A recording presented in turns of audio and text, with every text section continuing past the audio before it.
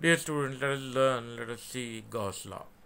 Gauss law is one of the fundamental laws of electromagnetism, and it states that the total electric flux through a closed surface is equal to the total charge enclosed by a surface. Let us consider a point charge Q located in an isotropic homogeneous medium of dielectric constant.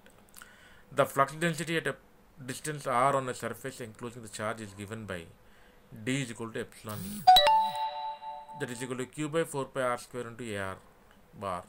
If we consider an elementary area ds, the amount of flux passing through the elementary area is given by d psi is equal to d bar dot ds, that is equal to q by 4 pi, epsilon, 4 pi r square into ds cos theta.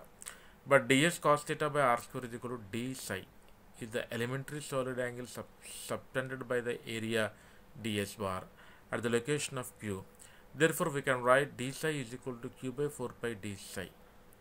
For a closed surface enclosing a charge, we can write psi is equal to closed integral d psi, that is equal to q by 4 pi surface integral d psi is equal to q, which can seen to be same as what we have stated in the definition of Gauss law.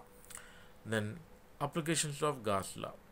Gauss law is particularly useful in computing E and D, where electric field intensity and electric flux density, where the charge distribution has some symmetry. We shall illustrate the application of Gauss law with some examples. First, an infinite line charge.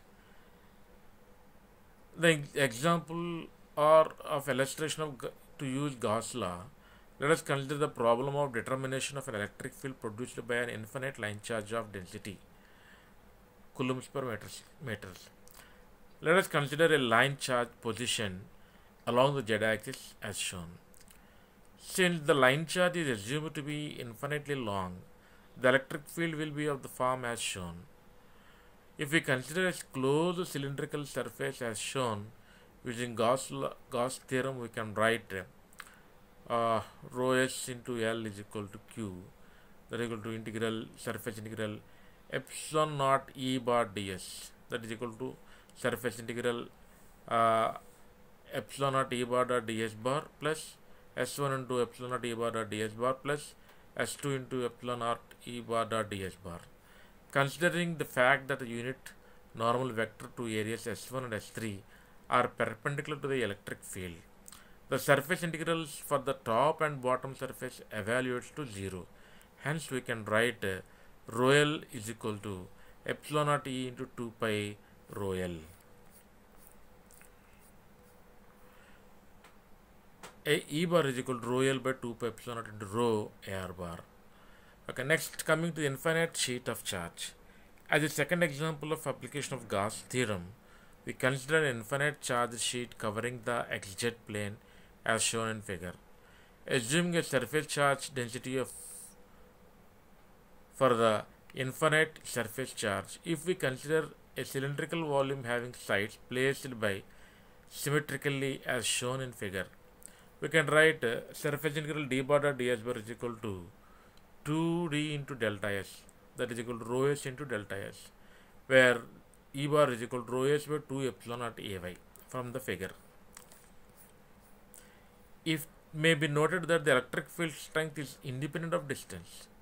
This is true for an infinite plane of charge. Electric lines of force on either side of the charges will be perpendicular to the sheet and extend to infinity as parallel lines. As number of lines of force per unit area gives the strength of the field becomes independent of distance. For a finite charge sheet, the field will be a function of distance. Next, coming to the third example, uniformly charged sphere. Let us consider a sphere of radius r0 having a uniform volume charge density of Rv, that is coulomb per meter cube.